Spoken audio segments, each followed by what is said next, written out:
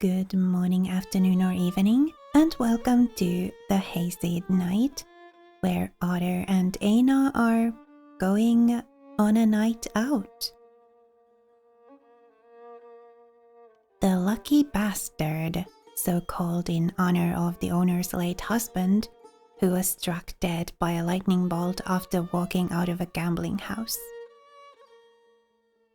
The three were clearly mad at him, though not quite as much as his wife. She'd surely made peace with the memory of him after finding his secret earnings and opening the tavern. If that doesn't give you a clear idea of the type of gents that frequented the establishment, suffice it to say that they let Geoff play in it. Otter peeked in, looking with apprehension at the few deer scattered across the tavern. Anyone capable of ignoring the aberrations Geoff played probably deserved to be there. A quick look back at Eina revealed her eagerness to quiet Geoff using her fists. She noticed Ader's expression and quickly put her hands behind her back. Hey now! You promised you'd be quiet. You swore over Bottom. He's gonna smite you to death. Eina took a hand to her forehead and pretended to swoon. She actually miscalculated and fell on her butt. Smitten indeed. I ain't joking around, boss. This is the one place in the district that still lets Mr. Bard play. I can't get in trouble here. I can't do that to Geoff again, okay? Do it for me?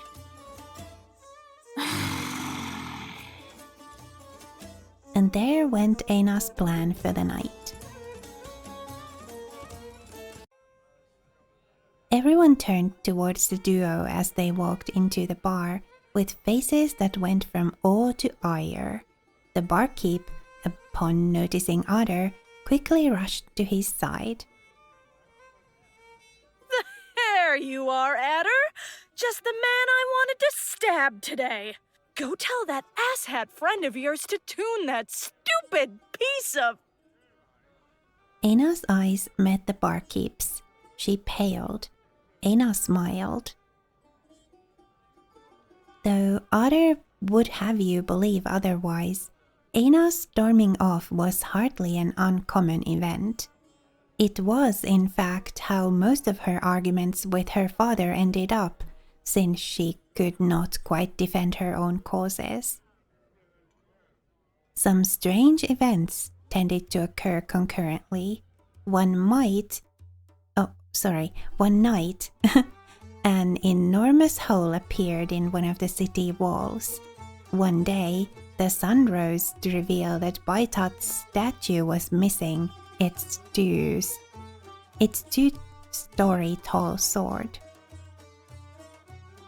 Most recently, someone removed all the pavement from the northeastern quarter of the central plaza. An extremely sharp dagger was the only clue the thief left behind. But of course, Otter didn't believe that his beloved boss had anything to do with any form of nocturnal vandalism. Wait, what? You, Oh, right. Boss, this is the prettiest barkeep in town, Miss Barkeep. Miss Barkeep, this is the prettiest smith in town, my boss, Eina. Eina? Eina tilted her head up slightly to let Ader pat her head affectionately. Still in such a cute position, she turned her eyes towards the barkeep in a killing glare. Eina! Of course. I didn't know it was like that. Give me just a... You bunch of twats better get your asses out of this place immediately! These two want some space! There was no answer to the barkeep's order. Eina reached for the hammer on her back. There's no need for that, ma'am. We'll just try to fit in a corner or something. Ader took a deep breath as Eina placed the hammer back on her belt, sending just one last look of disappointment his way.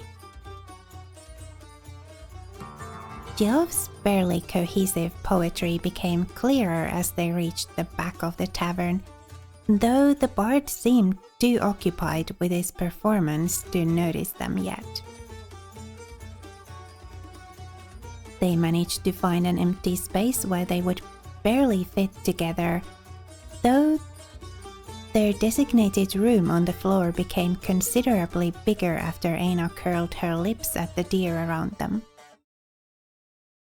Well, that sure was a thing. She never called anyone a twat for me before. You know the barkeep, boss? Nope, no way. She had to be confusing Eina for some other green-haired albino that wandered from tavern to tavern once a moon, demanding a little tip in exchange for not razing the place to the ground. Easy mistake. Once seated, Eina called the barkeep with a deep, menacing growl. She rushed to their side immediately. Yes, miss? Eina pointed to a cup and raised 2 fingers. The barkeep clearly didn't need a translation, but Eina's request didn't seem to cheer Ader up as it should have. Make that just one, ma'am. I ain't got enough money. And I don't feel like drinking anyway. But Eina felt like making him drink, of course. She brought out a shiny Doru from Illigrab's gift, pointed to herself and then to Otter. Oh, that's mighty kind of you, boss. But really, I don't wanna. I said no thanks. Eina tried to push 2 coins into the barkeep's hand, while Ader tried to pull her hand away quite fruitlessly. Eina! What did I say earlier about trying to know what's best for me, huh? I don't always gotta get naked to have fun, alright? Huh? Both Eina and the barkeep looked at each other. Then they looked at Otter as he pursed his lips together. Get drunk? I mean, I don't gotta get drunk. What do you know? I think I kinda do need a drink. Get me drunk, please. I don't want to think about being naked now.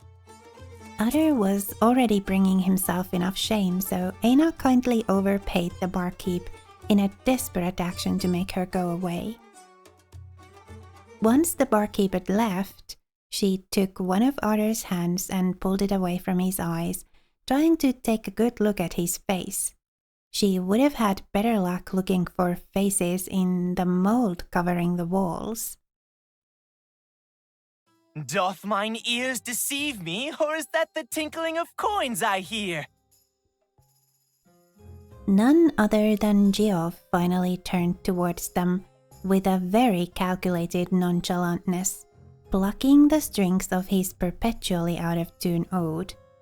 Eina pulled her ears down and sighed audibly. Goodness gracious! If it isn't Ladder, accompanied by the petite patroness no less, of all the miserable taverns in this loathsome city. They both knew that Geoff had been expecting Ader and had clearly seen them walk in, but why say hi like a normal person? Evening, Mr. Bard. I know what time of the day it is, thank you very much. I'm painfully sober yet. Or at least sober enough to recognize a moon in the sky and a lad eaten up by his misgivings when I see one. Eina, what did you tell Ader to make him wail like that? Oh, woe is me, so young and I'm turning hard of hearing. Speak up, dearie.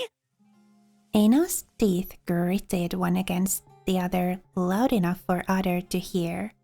They exchanged a very serious look, one that said, "Don't."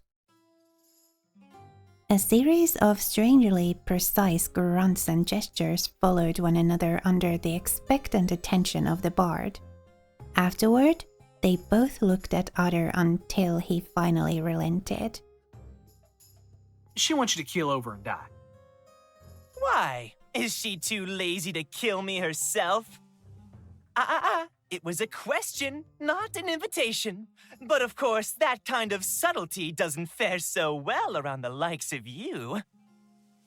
Eina was considering how to best break Geoff's snout in a single strike, but Otter fulminated the bard with a look before Eina had so much as a chance to grunt.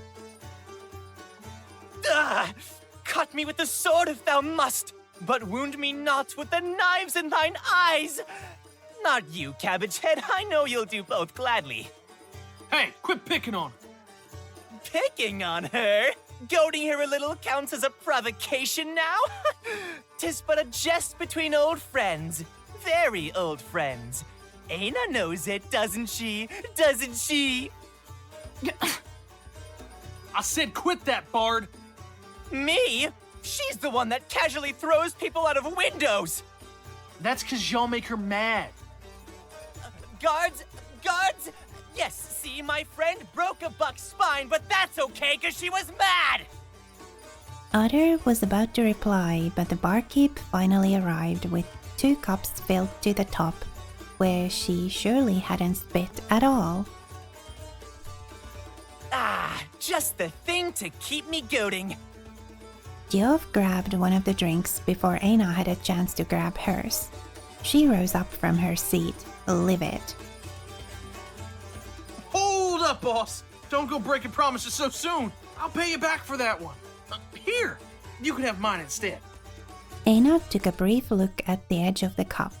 It was covered with foam, which meant that Otter hadn't taken a sip, which meant that his lips had been there, which meant that Otter had taken a sip. Yeah, right. Which meant that his lips had been there, which meant... No, she can't have that one either. Eina's not old enough to drink.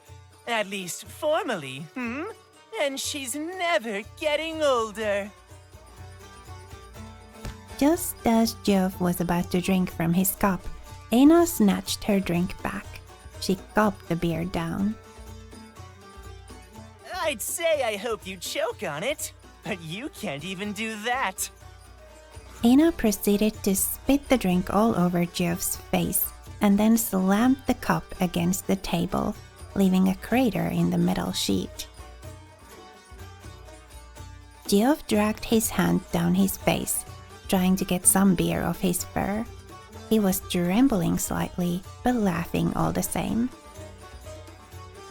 All this time thinking you were a golem, and it turns out you're just a misshapen walking fountain. Will you two quit acting like fawns? The whole tavern stared at Otter's outburst. Once shame caught up to him, the row sat down again, heaving a long sigh. Eina and the completely soaked Geoff looked at each other absolutely flabbergasted. They both understood. Well, color me surprised. I must admit that being lectured in maturity by Mr. There's a beast in my pile of hay was the last thing I was expecting today. Indeed, this is no time to squabble. It's been forever and a half since we 3 last shared an evening together. And if it was about me, this would be the last. So I really need to know. What on the face of Dakna is wrong with you? I'm fine. You're as fine as muscular I am, my lad. Come on, you can surely tell your best friend about it. Sorry, Bard, but this is one of them things I can't tell anyone, not even Aina. Geoff's eyes and lips narrowed until they both formed a line. Though wounded, he attempted a smile once more. We'll go with fine then. Look, Ader, I know you're positively fine, but you've been just a little quieter than usual. As in, not blowing my eardrums quiet. Why are you so fine? I just got a lot on my mind right now. Yes, I noticed you spend your nights moaning. What do you want me to do? I can't sleep when I'm worried. Worried? Oh boy, you're gonna go blind if you keep worrying so much. Don't go saying that kind of stuff in front of Eina! Why? Is she not the one for whomst thy heart weeps? Say what? I'm going to give you the chance of your life here. Do you want to sleep with Eina? Otter got so flustered that he almost flipped the table. Eina suddenly lacked the dexterity to find any of her many weapons and the accuracy to wrap her hands around Geoff's neck. Is that a yes? It's a gosh darn freaking gazelle, alright? Otter immediately dunked his face in the drink. Geoff's jaw fell to the ground. Eina forgot how to breathe. The bard proceeded to spill the contents of a cup all over the plate, banging the table with a fist and laughing over the top of his lungs. Eina's cheeks swelled up as she tried her best not to cackle. Wait! All that melodrama! Just for some Barhan lass? That ain't the... This couldn't be sweeter, oh you're a horn-eater. This poor hobo was so mistaken, you see. Thought you'd cry for a golem, but you're just too wholesome. Quit with the golem thing and listen just this once, alright? It ain't about me being a horn eater or not. I mean, it don't even matter. It's been a moon since she gave me the axe. But I needed to see her one last time, and something happened that night. Something I can't tell Eina or you or anyone. And I can't stop thinking about it. I can't stop thinking about her. Ah, yes. I'm sure a lot of things happened that night. Or didn't, from the look on your face. You know, there's not a face unbeknownst to this bard. So tell me which Zell has been touching your neck. Go tune your ood, Gyoff. Wow, touchy. Anyway, I'm glad to hear that you're a healthy deer with healthy obsessions that don't include lifelike dolls with a penchant for smithery. I'll leave you two friends to your business dinner. With that, Geoff got up from his seat. Instead of going back to playing his horrible songs, however, he headed to the back door, muttering things under his breath all the while. Eina's eyes finally drifted back to Otter. He turned red like a tomato. Gyoff, am I right? That bard's 2 straws shy of a hay bale and only half as smart. Sorry, boss. I need a moment.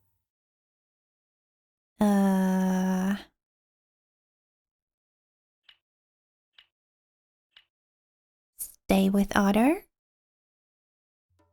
Of course, Eina couldn't care less about Geoff's problems or any request for privacy. She was only concerned about Otter's well-being, and by well-being, I mean apparently questionable love life. Otter looked her way again. Eina's lip trembled, but she managed to keep a straight face. She tapped the cup, trying to remind him that it was there and that she still very much wanted him to drink it. Sorry, boss, but I really don't want it. Beer just don't taste the same anymore. Eina's eyes were immediately drawn to the cup Otter pushed into her hands. You ever tried wine, boss? Like, for real grape wine? It's so good. It's even better than the mead we got back in the prairies. Just a few nights sipping grape juice and I'm darn spoiled rotten. Eina stared at the foam edge, and the foam stared back. Would she really get an indirect? Eina? Eina looked up again, somewhat startled. Her gaze locked with Otter's. Otter gasped, bracing himself for something. The boy leaned in closer, still fixing his eye on Eina's. She didn't understand what he was trying to do, but he was managing to look really dumb while at it. Darn it all oblivion. I really thought I did the thing this time. The thing? What thing? Eat horns? Boss? Boss, what are you laughing about? Eina shook her head vehemently. Horn eater. And then her face met the table. I knew it! I knew it! You just wanted to get me all drunk to hear that! This is why I didn't tell you anything! I knew you'd just laugh at me. What a bold assumption. Eina, making jokes at the expense of others' inclinations. Never. Okay, maybe she called Geoff a horn eater at any and every occasion, but that was a totally different matter. She'd never call Otter a horn eater. Probably. Eina considered how very much not at fault she was as she shifted awkwardly on her seat, making the bag of coins tinkle. Of course. Eina held a coin out for Ader to see. His eyebrow twitched a little. You can't buy my forgiveness! She flicked her fingers, revealing 2 shiny doors. Alright, maybe you can. She opened her palm, revealing a few more coins, and then tapped on his forehead. 3, 4, 6 dollars for my thoughts? I don't know. It's really too personal to... The purse tinkled again when she eagerly slammed it against the table, almost breaking both. You gotta promise me that if I tell you, you won't laugh at me. For real. Look at me, ma'am. This is my serious face. You promise? All that money and still making demands.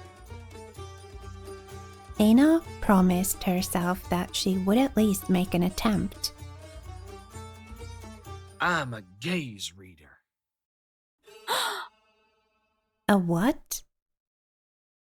I can read minds. An attempt was made. Darn, you got me! I really thought I could fool you this time around, but nope. You're just too smart for me, boss. Here, take your money back. My pa raised a liar, not a thief. Otter took his cup to his mouth, drowning his laughter in the drink. Incapable of controlling her strength anymore, Eina patted Otter's back, which made him drop the drink all over himself. Oh, not the cape! Darn it! I just washed it last moon! Otter lifted the hem of the rag only he could ever refer to as a cape, trying to determine the extent of the damage, and revealing something that definitely wasn't beneath it before. A burn? Eina reached out, attempting to touch the strange mark on Otter's chest. The boy recoiled immediately. Hey now! This ain't no place to get all touchy-feely, boss. We're in public. Illigrab would have argued that getting all touchy-feely was just as bad in private, but Otter never quite minded Eina invading his personal space when no one was around to tell her father. It was, nevertheless, a very strange thing to say for a boy that kept stepping over the line and hugging his boss no matter the situation. Oh, how am I ever gonna clean this? Quite easily. All you have to do is rub the fabric with distilled alcohol. Salt water overnight could also do the trick. Believe me, I am quite an expert when it comes to getting liquor stains off my clothing. Just gotta give it a good rinse in the beach. Got it. Thanks for the tip, sir. Do you need anything else? Indeed I do. I could not help but notice this fine example of Bahan craftsmanship accompanying you. I am beyond impressed by its degree of autonomy.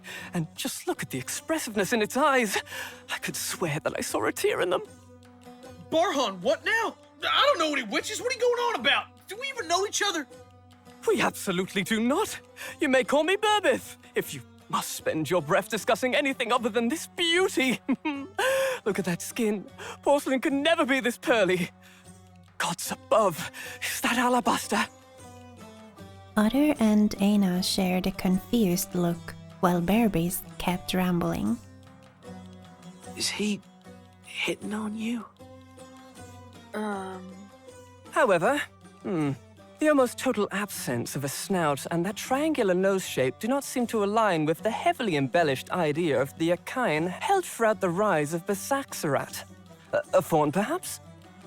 No, of course not. Eyes so detailed, roundish shapes and a small mouth. Oh, look at the blush covering the nasal area and the cheeks. The very expression of femininity! Undoubtedly unique. Darn right he's hitting on you. Of course, the Sephi may have had a twisted sense of humor, shaping their servants like us, but they had their own moral standards. My point is, I never expected to see a golem with female features. Could I somehow convince you to part with it? Oh, by Dad! It even talks. How did you make it do that? She, sir. Eina's a she. Yes, I said as much. Wait, what are those sharpened teeth? Some sort of defense mechanism? Burbis pulled Eina's jaw open with his left hand, trying to get a closer look at her fangs. Luckily for all of the involved, Otter pulled Burbis's hand away from Eina's mouth right as her jaw snapped closed. An automated shutdown function, with a timer for protection of the inner workings of the artifact? No! How fascinating! Have you lost your marbles? Don't go sticking your hand into people's mouths, you creep! Why, I would never... Oh. You're talking about the golem, are you not? Eina is not a golem! Indeed, this is not just a golem. This may very well be the golem. And I am very much willing to pay accordingly, I assure you. But to elevate a machine to the status of person... Holy horns, is my accent too thick for them northern ears? Eina is a doe! A doe! Are you certain about that? I do believe I look more like a doe than she does. If you would be so kind as to ignore the pun. So you're one of those does that saw off their horns? Core, is that the kind of information one demands from strangers in the prairies? I do not file my horns, good man. I lost them, but a buck I remain. You're no less a deer for having lost an eye, are you, sir? I get the feeling you're mixing wheat with chaff here. But I ain't gonna judge nobody for getting touchy about their horns. Sorry, Mr. Burbith. Worry not, friend. Truly, it is not the individual to be blamed, but a society that places unnecessary emphasis on weaponry and traditions from an age of intellectual darkness. We shan't be equal for as long as our intrinsic value continues to be tied to the size, shape, or absence of horns. Hear, hear. I get so much grief for having small horns. But I says to anyone that looks at them wrong, you got a problem with them horns? 'Cause I should be the only one worrying about my horns. Indeed. Isn't the practice of turning our antlers to bone as a rite of passage simply barbaric?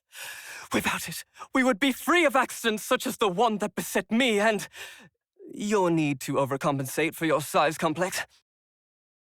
Darn right! Wait, my what? Both Ader and Burbis turned to look at Eina. They'd clearly forgotten all about her. Wow, look at that face! I could almost swear it looks offended. All right, let's go over this one more time. She, not it. I ain't saying that Eina looks like a doe, no siree. She is a doe, Mr. Bearbeth. An albino doe, with a father, not a builder. Eina's gaze shifted the other way upon hearing the word doe used to refer to her. She nodded anyway, not to leave Ader alone. It is certainly not uncommon for an engineer to consider his magnum opus a child. It is, however, extremely unnerving, much like your complete ignorance towards the unique characteristics of your acquisition. The albino-like features we are accustomed to stem from the decay of their original paint. The root of her fur and the beet red underpaint on this Eina's nose indicate that she was most likely done originally. I see the green dye is recent, though. Copper dye, perhaps? Bold choice. Certainly not one I would have made myself. With all due respect, sir, do you understand the kind of chemicals you're exposing your golem to? Ader stood still, so very still it would seem he had turned to stone. Then the stone began moving. He got up very slowly, putting both hands on the table until he was fully standing like the towering mass he was. You could call her my boss. You could call her my friend. You could call her a zillion bad names and she'd be all of them and more. But by God help you if you call her my golem again. Otter's scream almost sent Burbis's glasses flying. Panting and clenching teeth was not an expression befitting a boy so sweet. Eina put a hand on Ader's arm. The boy stared at it for a moment before carefully shrinking back to his place on his seat. If your eyesight is as bad as I suspect it is, perhaps you should consider acquiring a monocle, friend. Or a relaxing cup of hemlock tea, both of which would do you much good. I am not sure how you stumbled upon her, but I'm what you might consider an expert on the subject of the Saxarat as a whole. And I can tell you, this is a golem. She's not! Is too! Is not! Fine. I had been told that Rose seemed shamelessly ignorant out of sheer stubbornness. But let no dear say I did not attempt to reason with you first. Prepare to be convinced, sir! Ooh. Burbis's cape flew open. He drew a dagger with his left hand and pointed it at Ader. Seeing this, the barkeep rushed over to their side. Stop that, you halfwit! They're gonna destroy the tavern! Who? That fool? Before even an inch of the tiny blade had been revealed, Ader started running. And even though Burbis clearly didn't have any intention to pursue him, Ader kept running all the same. No, not the sand fur! The beast! Oh, not this again, please. This is a golem. Honestly, this is why we need more publicly funded academies. Eina glared at Burbis with all her strength, but she'd promised not to cause a ruckus. All she could do was stand up to watch our brave buck immediately head in a panic to the other end of the room. A knight that ran in the opposite direction whenever he saw a pointy thing. Some knight that would be. Then again, Otter hadn't said anything about that for months. The only one to ever mention it anymore was Geoff. Of course, Ader had stopped talking about becoming a knight. He knew how ridiculous that sounded, and he had probably realized at some point what everyone knew. There was no hope for him. Once more, Eina had stayed behind. She had clung for dear life to the idea of a boy that had outgrown her, ridiculous as it sounded in that precise moment. Eina sighed to herself, finding the whole situation rather underwhelming. She didn't even react to Burbis's approach. The so-called golem expert cut a small gap on Eina's trouser leg. Now face the irrefutable proof! Look at this! Wait, where are its joints? Maybe the other leg. No, over here? How about up? Wow! How very anatomically correct.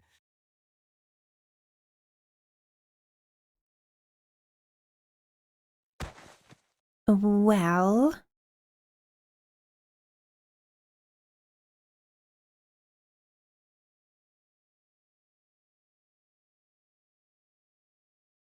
perhaps there was still hope for Ader. I really don't know what to say. Part of me wants to yell something like, I expected better from you, son. But I'm all about standing up for the little guy. And you're all tiny to me, after all. But against all evidence pointing to the contrary, Eina is very much not the little guy in any situation. Ever. And even if she was, you really should be a little wiser about who you pick fights with. How was I supposed to know that that asshole son of a beast was Lord or whatever? Hey, we don't use that language here. That's how we call them pervs that don't respect a lady back in my town. Making mothers the subject matter is not respecting ladies. The patron insults Miles all the time, and I ain't never seen you complain. And since when's that senile desert shrub a role model? What in the name of the Hatsa are you laughing about now? Quit hollering, she don't know what's going on. Eina, I'm here. Just let me go with her. Oh no, you're not going anywhere. I keep my guards well behaved, and I expect no less from the citizens, Ader. Mindless violence is not the solution to your problems. I thought you knew this already. Ader let his head rest against the bars that covered a small window in the door, making sure to give Ilagrab his meanest look.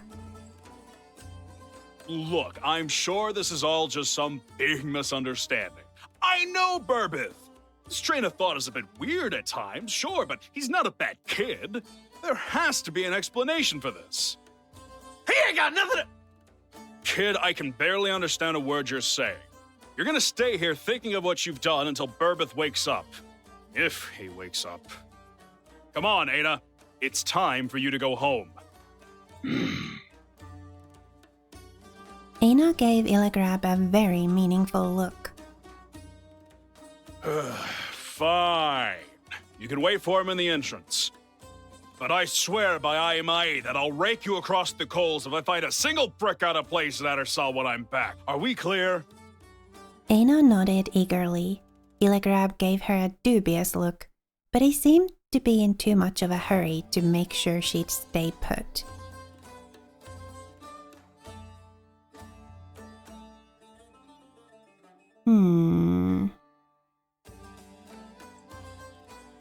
Well, I mean, I think we're breaking in, right? Too bad Ilagrab forgot to say anything about the cell's window. Eina took a brief look into the room from outside. To the city guard's credit, the dungeon was actually considerably nicer than Geoff's house and definitely safer. No beast or Makedar would find Ader there. It didn't take Eina much effort to bend the iron bars and sneak her little body in through the window. Eina! Ader didn't waste a second. He immediately threw his arms over Eina and began smothering her with half-incomprehensible cries that were most likely meant to be reassuring. They soon derailed into some sort of lecture. I swear by three and all smoke gods, I ain't never going back to the tavern with you, man. Ader hugged her with a force that would have destroyed anyone's ribcage for a good 10 minutes, but Eina didn't have the heart to stop him. When he finally pulled away, his nose was running and his face all wet. Anyway, I'm glad to see that piece of crap didn't hurt you. That knife looked so sharp that I couldn't help but... Wait, did the Ilagrab just tell you to stay the hay out of here? Aw. Ader took a hand to his face, babbling about the trouble she was gonna drag him into. And there it was, that strange mark again, but now she could see it in all detail. A hand-shaped dark mark on Ader's chest that was most definitely not there last time she got a good look at Ader's chest. Of course, Ader noticed that she'd noticed. What's this? Poison! Oh, no! Bearbeth must have cut me! Oh, praise the gods I ain't dead! Eina made it clear that he was about to be very dead if he didn't begin spilling the beans. I really thought it was just a burn. A hand-shaped burn? Otter didn't seem to be lying, but he clearly wasn't telling the truth either. Eina inspected the mark up close. Long, slim fingers and a small palm. It clearly couldn't belong to a deer. Lacking excuses to do so as often as she'd like to, Eina put her hand on his chest, just to be sure that it couldn't be one of her kind either. What exactly is her kind, though?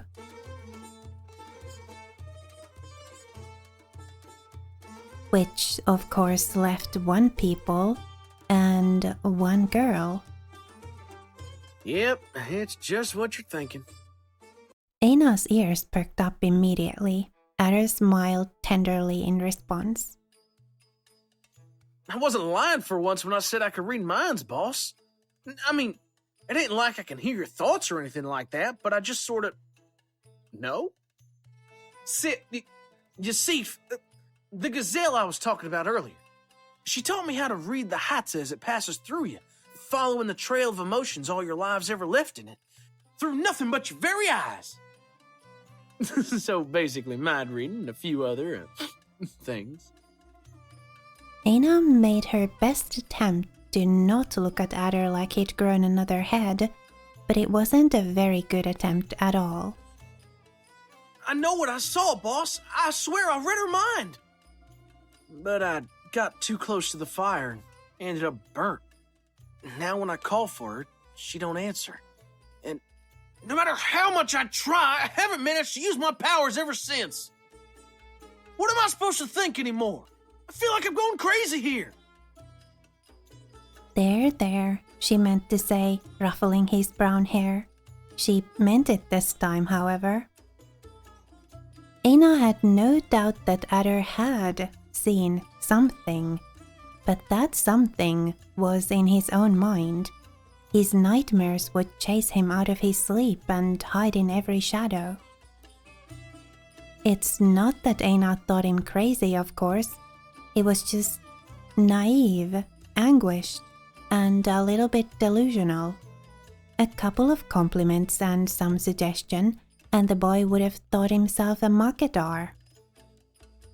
Eina could almost picture the scene. Some saucy gazelle with the gift of the gab, burning Sino root convinced Ader that he had powers beyond his imagination for just a toru and 3 setepas. The rest of the evening was free of charge because of course it was. Eina put that bitter, absolutely not jealous train of thought aside for a moment. A burn? Why would he think it was a burn? No matter how much Eina waited and impatiently tapped her boot against the ground, Ader didn't say another word on the matter. A small smile appeared on his face after a while, heralding a story, as it always did. You know, boss, there's only one reason I wanted that whole gaze reader business to be true. Guess why?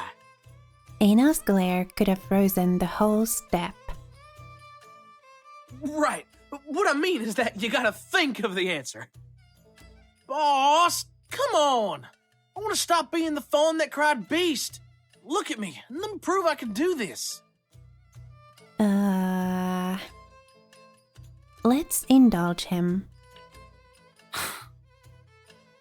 Fine, why not? It couldn't possibly hurt. All right. Look me in the eye and don't move, okay? Think of something with all your strength, like you were putting your whole mind to it.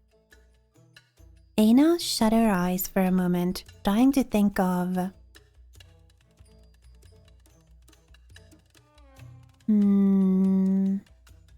I mean, she is quite mischievous, isn't she?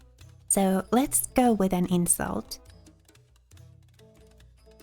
Eina opened her eyes and nodded, much to Adder's delight.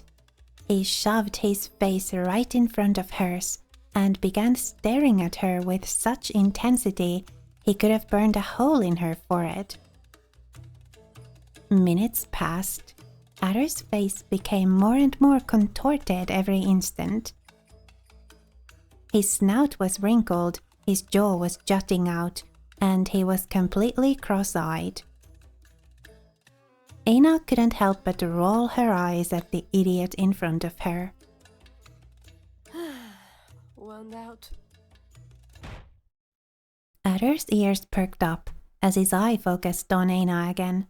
The smith immediately took a step back. She hadn't even opened her mouth. He couldn't possibly have... Eina and Otter didn't have time to say another thing. A key began hitting everything but the log, marking the end of her visit.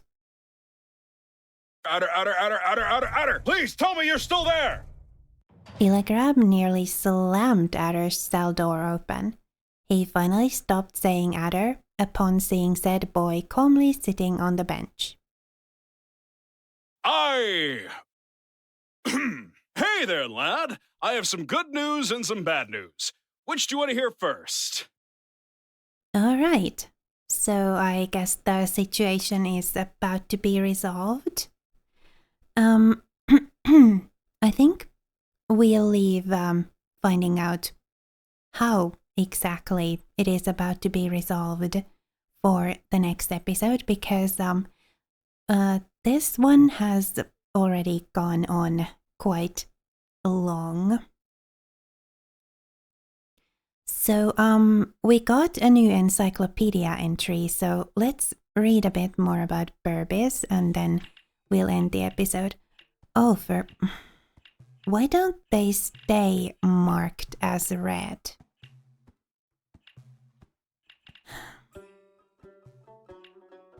Burbis.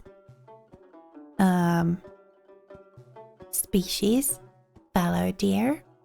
A very, very strange buck with a northern accent, an obsession for being right, and blatant disregard for social norms, if not just common sense. And that's all we know about him. For now, apparently.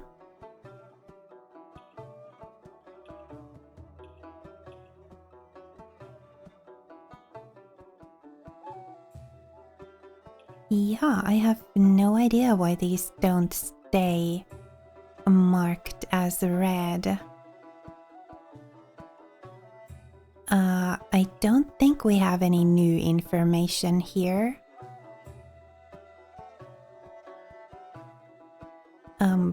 So yeah, these haven't stayed marked as red either.